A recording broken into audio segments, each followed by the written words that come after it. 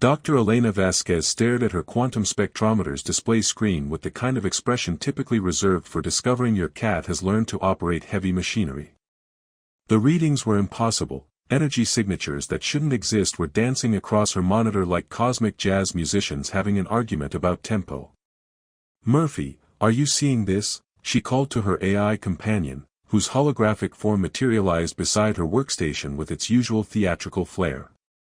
"I am indeed witnessing what appears to be your equipment having an existential crisis, Dr. Vasquez," Murphy replied in its perpetually cheerful voice. "The quantum readings suggest either we've discovered a new form of physics, or your spectrometer has developed a sense of humor." Elena rubbed her temples. 3 months on Kepler 442 had taught her that the planet's crystalline formations could produce unusual electromagnetic effects, but this was beyond unusual, it was aggressively weird. The energy patterns were shifting in ways that reminded her of breathing, as if something massive was inhaling and exhaling just beyond the range of her sensors. "Run a full diagnostic on all equipment," she muttered, pulling on her environmental suit.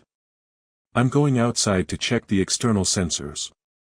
Maybe the quantum interference is affecting the calibration." "Ah yes, the time-honored tradition of hitting things until they work properly," Murphy observed. "Shall I prepare the universal excuse generator in case command asks why our atmospheric analysis resembles abstract art?" Elena couldn't help but grin as she sealed her helmet. Murphy's programming included what the designers had optimistically called morale enhancement protocols, though Elena suspected it was really just an advanced sarcasm subroutine with delusions of grandeur. The airlock cycled through its sequence with mechanical precision, and Elena stepped onto Kepler 442's surface. The planet never failed to take her breath away. Towering crystal formations caught and refracted the light from the system's twin suns, creating rainbow cascades that shifted and moved like living things. The air was thin but breathable, carrying the faint ozone scent that reminded her of Earth thunderstorms. She made her way toward the external sensor array, her boots crunching on the planet's unusual soil, a mixture of conventional minerals and something that looked suspiciously like glitter. The spectrometer readings were even stranger out here, the energy signatures growing stronger as she moved away from the research station. That's when she saw her. A figure moved among the crystal formations about 50 meters away, graceful and purposeful in a way that immediately struck Elena as wrong. Not wrong in a threatening sense, but wrong in the way that made her scientist brain sit up and take notice. The movements were too fluid, too precise, as if the person understood the exact physics of each step. Elena crouched behind a particularly large crystal formation and adjusted her bioscanner. The figure appeared human at first glance, definitely humanoid, roughly the right proportions, long dark hair that caught the twin sunlight like spun copper. But as Elena fine-tuned the scanner's resolution, she noticed the ears. They were elongated, elegantly pointed, and definitely not standard human anatomy. "Well," Elena whispered to herself, "that's not in any of the colonial survey reports." The alien woman, for lack of a better term, was collecting samples of the luminescent minerals that grew at the base of the crystal formations. Her fingers seemed to trail phosphorescent light as she worked, and Elena realized the energy readings on her spectrometer were spiking every time those fingers made contact with the crystals. Elena's scientific training warred with her sense of wonder. Protocol demanded she immediately report any signs of alien life to Colonial Command. Wonder demanded she keep watching this impossible, beautiful creature who moved like she was dancing with the planet itself. The alien woman paused in her work, tilting her head in a way that reminded Elena of a cat hearing something interesting. She seemed to be listening to something Elena couldn't hear, her pointed ears twitching slightly. Then she did something that made Elena's heart skip, she smiled. It was a soft, knowing expression that suggested she was aware of being observed and found it amusing rather than threatening. Elena held her breath, afraid to move and break whatever spell was keeping this moment suspended in time. The alien woman gathered her samples with deliberate care, each movement economical and graceful. She placed the minerals in what looked like a collection device that shimmered with its own internal light. Then she began to move away. Elena watched in fascination as the alien woman walked deeper into the crystal formations with those same fluid, dance-like steps. Each footfall left a brief phosphorescent print in the alien soil, as if her presence charged the very ground beneath her feet. "No, wait," Elena breathed, rising from her hiding spot. She had to follow, had to understand what she was seeing. This was first contact, this was the discovery of a lifetime, this was. Her boot caught on an exposed root from one of the planet's scrubby vegetation clusters. Elena pitched forward with all the grace of a collapsing telescope, her equipment clattering against the crystal formations in a symphony of scientific instruments having a very bad day. By the time she untangled herself from her own legs and the offending root, the alien woman had vanished. Only the glowing footprints remained, fading slowly like the afterimage of something too bright to look at directly. Elena sat among her scattered equipment, staring at the diminishing light trails, and realized she had just witnessed the most beautiful thing she had ever seen slowly turn away from her. The moment felt crystallized in her memory, the way the alien woman's hair had moved in the planet's gentle breeze, the elegant curve of those impossible ears, the smile that suggested secrets Elena couldn't even begin to imagine.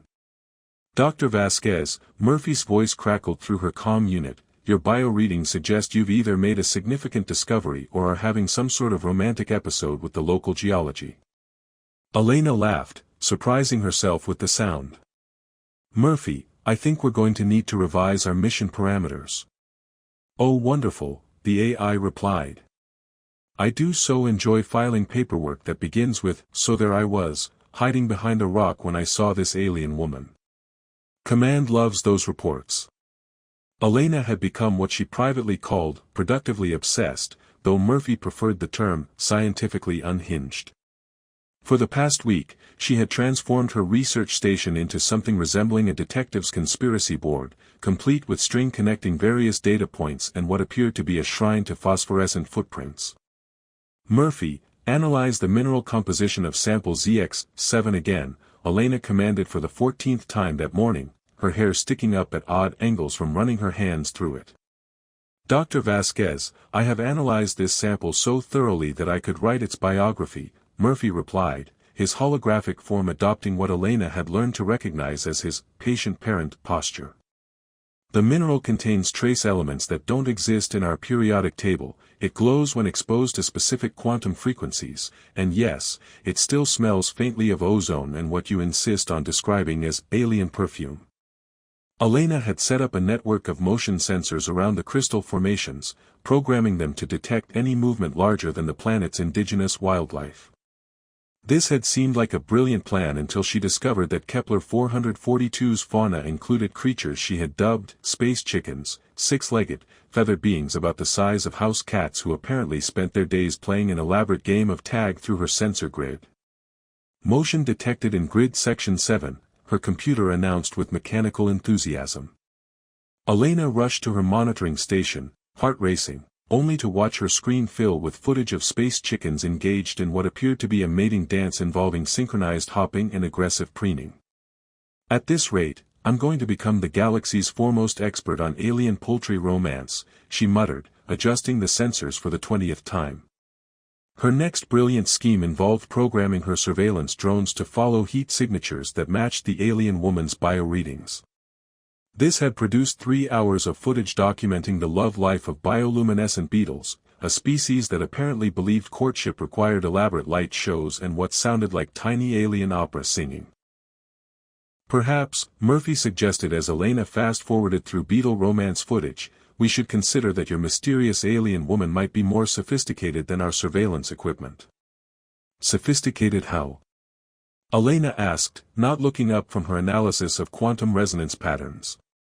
"Well, she managed to avoid detection by a research station equipped with sensors designed to spot atmospheric anomalies from orbit. Either she's remarkably stealthy, or she's using technology that makes our equipment look like stone tools." Elena paused her work. Murphy had a point. The alien woman had moved through the crystal formations as if she knew exactly where every sensor was positioned. That suggested either incredible luck or advanced scanning capabilities. "Murphy, what if she's been watching us as much as we've been trying to watch her?" An intriguing hypothesis. Though I should point out that our attempts at surveillance have been about as subtle as a supernova in a library. That's when Elena noticed the first improvement. Her coffee maker, which had been producing something resembling caffeinated swamp water for weeks, suddenly began brewing perfect espresso. The kind of perfect that made her suspect alien intervention, because no amount of percussive maintenance had ever made that machine work properly. "Murphy, did you repair the coffee maker?" "Dr. Vasquez, my programming includes many talents, but appliance repair is not among them. I am, however, detecting elevated levels of satisfaction in your bio readings since consuming that beverage." The improvements continued. Her perpetually flickering laboratory light stabilized, casting a warm, even glow that made her workspace actually pleasant. The shower in her quarters, which had previously offered a choice between hypothermia and third-degree burns, now produced water at exactly the perfect temperature. "This is getting weird," Elena announced after a particularly luxurious shower experience. "Weird how?" Murphy inquired. "Beyond the obvious alien woman, mysterious mineral samples, and the fact that our equipment appears to be undergoing spontaneous upgrades. Someone is fixing things around here. Someone with advanced technology and an apparently benevolent attitude toward human comfort. Perhaps she's conducting her own study," Murphy suggested. "Observing the effects of minor environmental improvements on isolated human researchers. You could be part of an alien dissertation on the care and feeding of scientists in their natural habitat." Elena laughed despite herself. "Great. I'm a lab rat for an alien graduate student. Could be worse. You could be a lab rat for an alien undergraduate." The most significant discovery came when Elena ventured back to the crystal formations where she had first encountered the alien woman. Hidden among the towering structures, carved into surfaces that should have been impossible to reach without climbing equipment, were intricate geometric patterns that made Elena's breath catch in her throat. The patterns weren't decorative, they were mathematical equations. Complex theoretical physics problems that Elena had been struggling with for months, solved with elegant precision.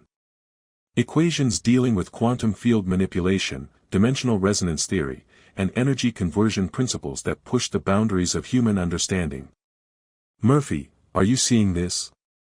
Elena breathed, running her fingers over the carved symbols. "I am recording everything, Dr. Vasquez. And may I say, whoever created these carvings has solved several problems that have been puzzling human physicists for decades." She's been watching me work, Elena realized. She knows what I'm researching. These aren't random equations, they're solutions to specific problems in my own research notes. So our mysterious alien woman is not only technologically advanced but also academically helpful. Perhaps she's conducting a study on improving human scientific progress through strategic hint dropping. Elena sat among the crystal formations as the twin suns began to set, casting long shadows that made the carved equations seem to dance in the changing light.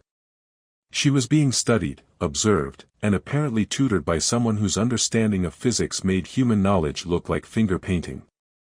But there was something else in those carved solutions, something that suggested not just advanced knowledge but genuine curiosity about human problem-solving methods.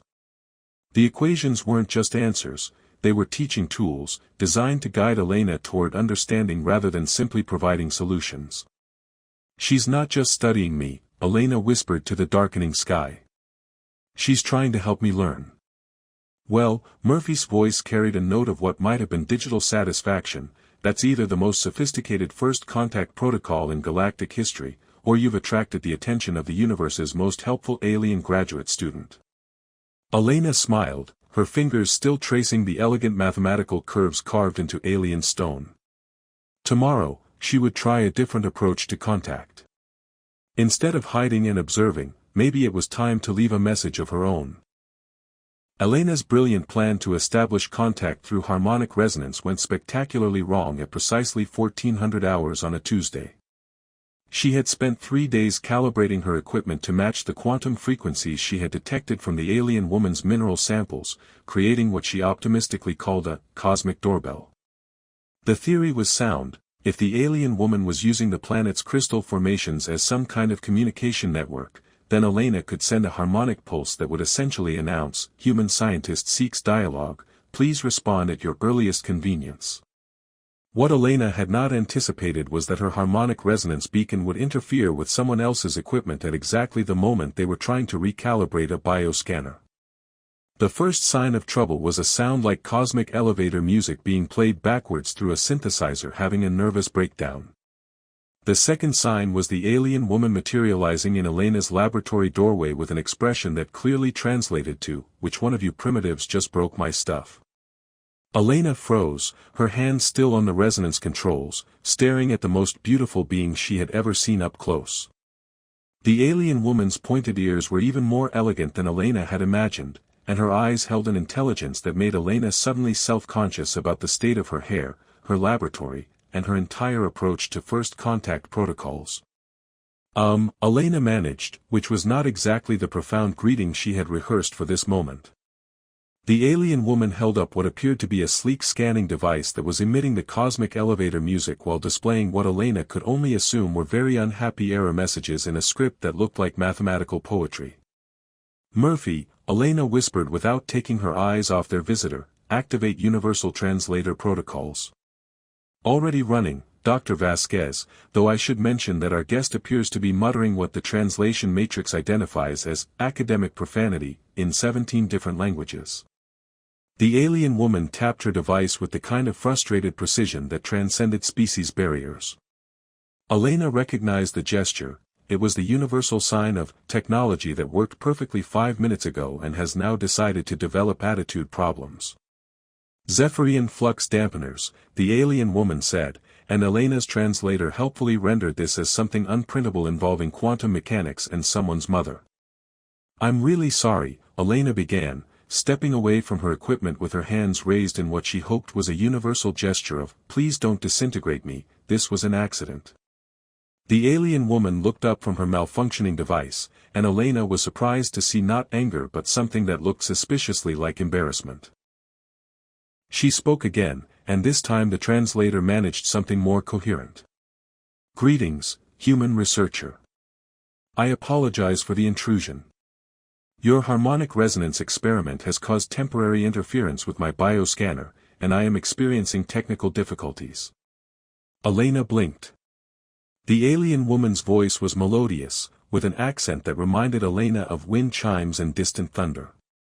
More importantly, she sounded remarkably like every graduate student Elena had ever known who was trying to maintain dignity while dealing with equipment failure. "Please, come in," Elena said, gesturing to her laboratory. "Maybe I can help fix whatever I broke." The alien woman hesitated, glancing around the cluttered research station with the kind of expression academics wore when trying to be polite about someone else's organizational system. "I am Zara of the Andorian Collective," she said, executing what appeared to be a formal bow. "I am conducting research on this planet as part of my doctoral studies in comparative xenobiology."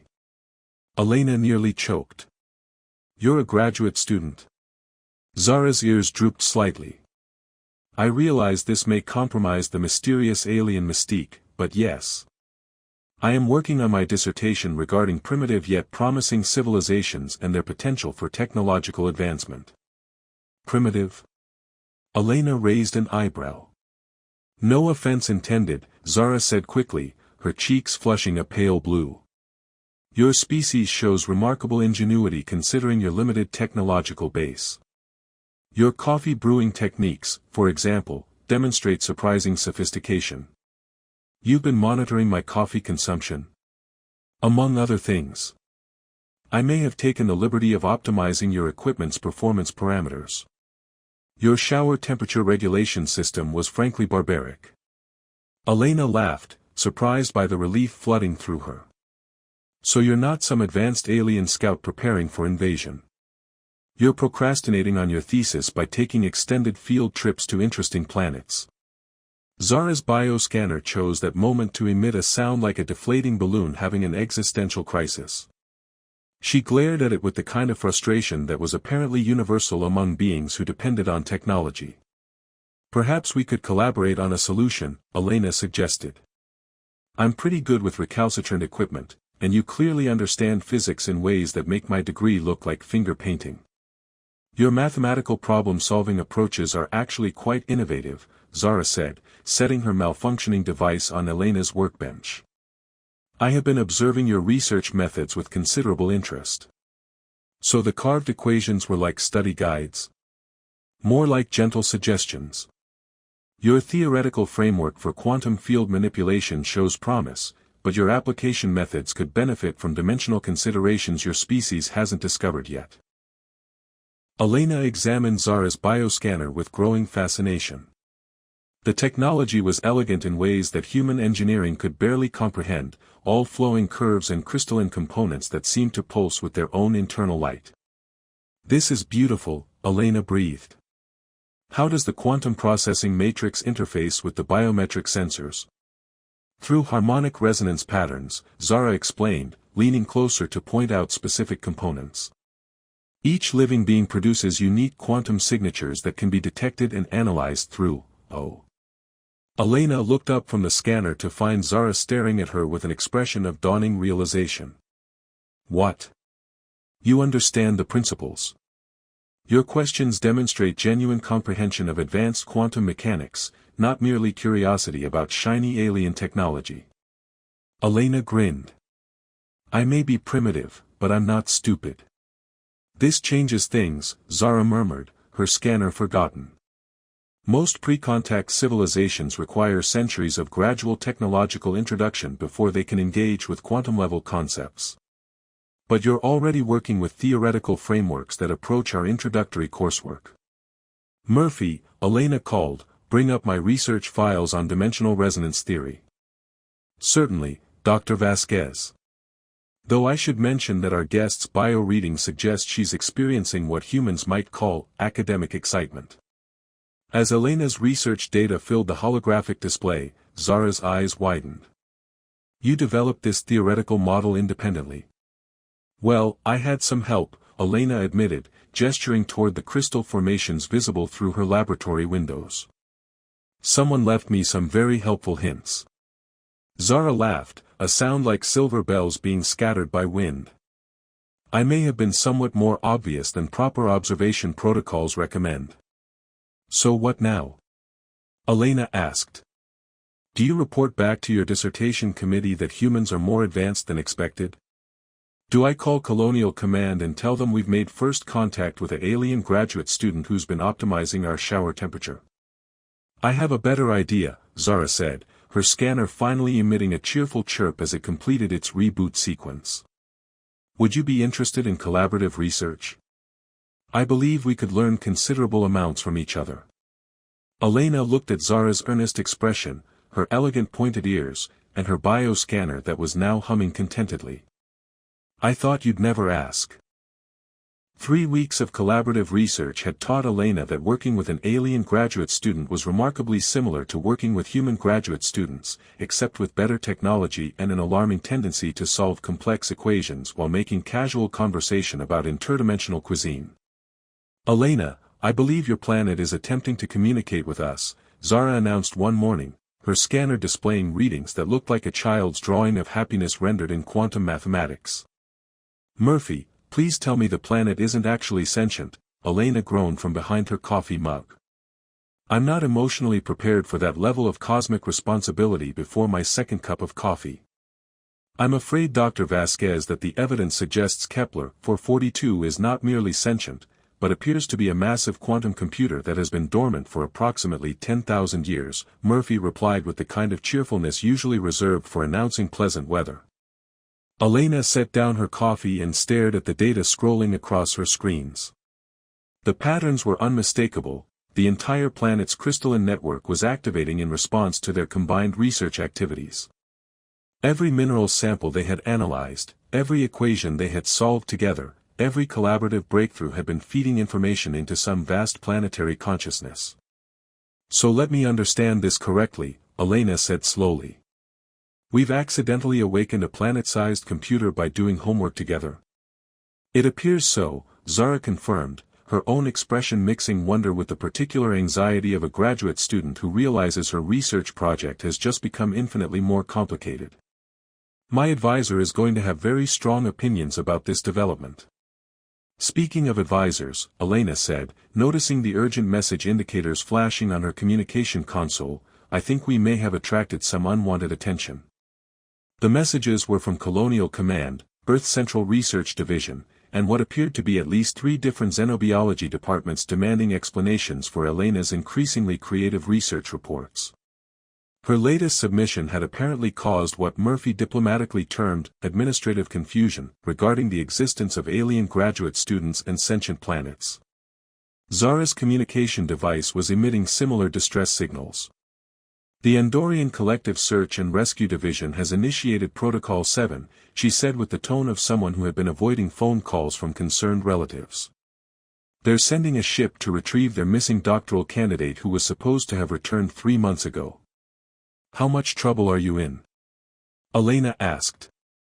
On a scale of mildly disappointing to career-ending academic disaster, I would estimate somewhere around family intervention required, Zara replied. Though in my defense, I have made several groundbreaking discoveries that should significantly advance my thesis. The planet chose that moment to announce its awakening with a display that made Elena's first glimpse of the aurora borealis look like a flickering candle. Cascading lights erupted from every crystal formation across the planet's surface, creating patterns of impossible beauty that pulsed in rhythm with some vast, alien heartbeat. Murphy, are you recording this? Elena breathed, watching waves of luminescence sweep across the horizon. Every photon, Dr. Vasquez. Though I should mention that our long-range sensors are detecting incoming vessels from both the Andorian Collective and Colonial Command. Estimated arrival, 48 hours.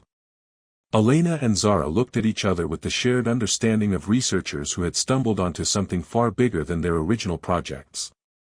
The planet's quantum computer was fully online now, its consciousness reaching out through crystalline networks that spanned continents. It's trying to establish communication protocols, Zara realized, watching her scanner translate the planet's signals into something approaching language. It wants to share information about the civilization that created it. And we're the first beings it's encountered in 10,000 years, Elena added. We're not just witnesses to first contact, we're participating in a planetary resurrection. The next 48 hours passed in a blur of frantic research, desperate communication attempts with their respective authorities, and the growing realization that they had discovered something that would fundamentally change both human and Andorian understanding of the universe. The planet's awakening had revealed the existence of the architects, an ancient civilization that had converted entire worlds into quantum libraries before vanishing into dimensions that human and Andorian science could barely conceptualize. Kepler 442 contained the accumulated knowledge of 1,000 worlds, waiting for beings capable of understanding its gift. When the ships arrived, a sleek Andorian research vessel and a bulky Colonial Command cruiser, Elena and Zara stood together among the crystal formations, watching their 2 worlds collide in the worst possible way. Dr. Vasquez, you are in violation of at least 17 first contact protocols, came the stern voice of Commander Harrison through Elena's communication device. Simultaneously, Zara's advisor Professor Vex was expressing similar sentiments in what Elena's translator rendered as academic disappointment of legendary proportions. With respect to both our commanding officers, Elena said, we've discovered something that makes first contact protocols seem rather trivial in comparison. They spent the next 6 hours in joint debriefing sessions that Elena privately thought of as the most awkward family dinner in galactic history. But as the evidence mounted, the planet's quantum consciousness, the archived knowledge of the architects, the potential for unprecedented scientific collaboration between species, even the most skeptical officials began to understand the magnitude of their discovery. So, Commander Harrison said finally, you're telling me that this planet is essentially a cosmic library card, and these 2 managed to check out the entire collection by accident? That's an admirably concise summary, Professor Vex replied, her translator rendering her amusement as something approaching approval. Though I would add that their collaborative research methodology has proven remarkably effective for awakening dormant quantum systems. The negotiations took another week. The Andorian Collective and Colonial Command established a joint research station on Kepler 442, with Elena and Zara as co-directors of the Architect Archive project. The planet, apparently delighted to have purpose again, began sharing its accumulated knowledge through crystalline interfaces that made both human and Andorian technology look like carved wooden tools. Elena stood at the observation deck of the new research facility, watching Zara prepare for her departure to present their findings to the Andorian Academy of Sciences. Their collaborative research had not only completed Zara's dissertation but had essentially rewritten the textbooks on xenoarchaeology and quantum consciousness studies. "You know," Elena said as Zara approached, "when I first saw you walking among those crystal formations, I thought you were the most beautiful thing I'd ever witnessed. I had no idea I was watching someone who would change my entire understanding of the universe." Zara smiled, her pointed ears catching the light from Kepler 442's twin suns. "You changed my understanding as well. I came here expecting to study a primitive civilization, and instead found a research partner whose insights helped awaken a planetary consciousness. My advisor says my thesis defense may be the most anticipated academic event in Andorian history. Will you come back?" Elena asked. "The Architect Archive will take decades to fully catalog and understand," Zara replied. "I believe the Andorian Collective will require a permanent liaison for this project. Someone with experience in human Andorian collaboration and quantum archaeology." Elena grinned. "Murphy, I think our mission parameters are about to change again." "Indeed, Dr. Vasquez. Though I must say, having a planetary consciousness as a research colleague should make future discoveries significantly less surprising." As Zara's transport prepared for departure, Elena watched her walk toward the landing platform with those same graceful, deliberate steps that had first captured her attention. But now Elena understood that she wasn't watching someone walking away, she was watching someone beginning a journey that would bring her back to continue the work they had started together. The most beautiful thing Elena had ever witnessed was not a moment of parting, but the beginning of a collaboration that would span worlds and change the galaxy's understanding of consciousness, connection, and the infinite possibilities that emerged when beings chose to reach across the spaces between stars.